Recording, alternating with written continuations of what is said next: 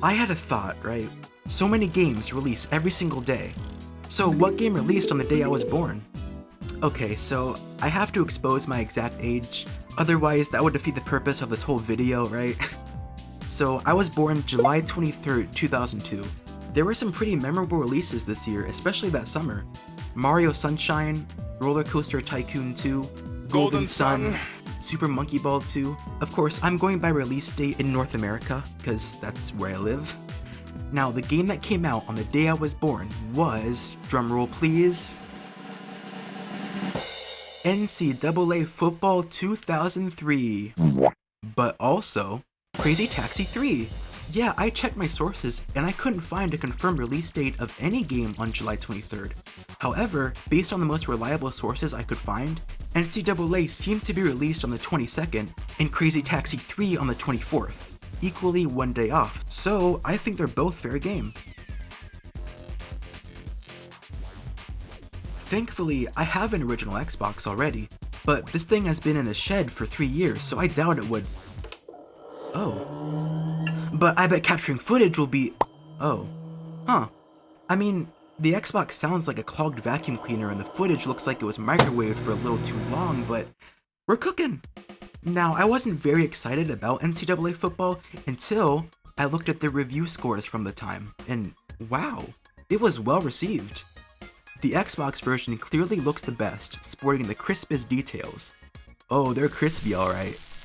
If you don't know, the National Collegiate Athletic Association, God what a mouthful, had a decent streak of EA-produced games, an offshoot of their Madden series, for those who preferred to see even younger men get concussions. Growing up in Ohio, I know, I was always at least somewhat aware of college football, if only for the famous Ohio State versus Michigan rivalry, and in my family, who split right down the middle on both sides, it was an event you could not miss. So instead of picking sides, I made my own team, the Pro State Czechs with their star running back Ben Dover. There's a surprising amount of customization, so I filled the Czechs roster with a ton of custom players, and let's go! Wait, I have no idea how to play this. Yep. You know what, I'm sure I'll figure...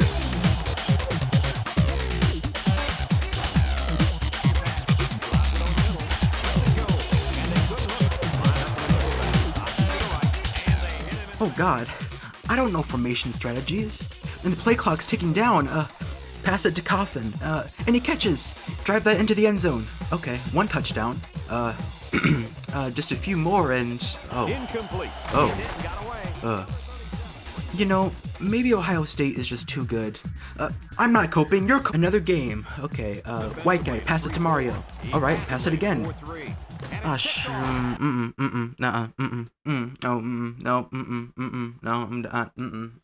I've got Madden 03 too.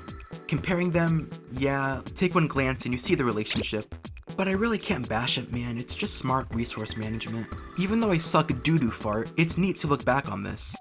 We take annual sports games for granted because once next year's game comes around, last year's becomes worthless.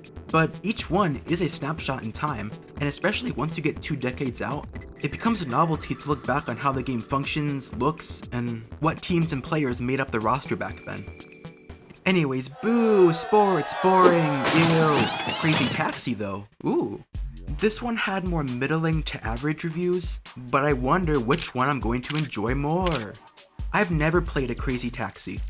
Going in, I assumed it would involve driving from place to place with goofy physics and wacky characters. Yeah, that's exactly what it was. It took a while to get used to the controls, but it was alright actually. There are 3 maps, one based on San Francisco, one based on Vegas, and the last on New York City. You choose a quirky driver, pick up quirky passengers, and drop them off at quirky locations like KFC and Pizza Hut? Weirdly a lot of product placement, but apparently it's par for the course. The ability to jump really sold me, hopping over cars, trucks, walls, onto ledges, and the riders pay you more the riskier you drive, which seems backward but makes it fun.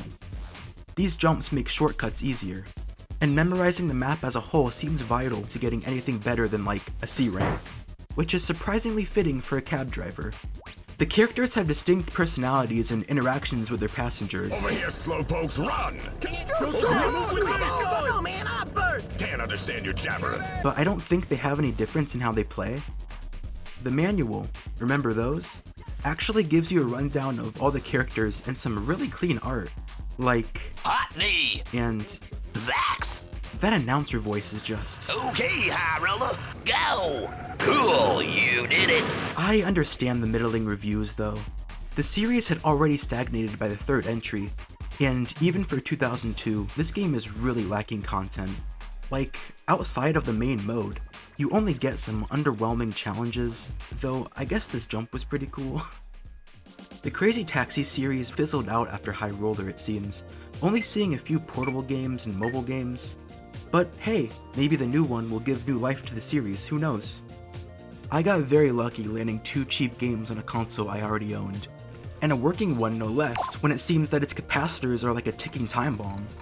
It was never my go-to console, more of a remnant from my older brother, but I remember playing this thing even into the early 2010s. Halo 2, LEGO Star Wars 2, Tony Hawk's Underground 2, Spider-Man 2, a lot of 2s I noticed.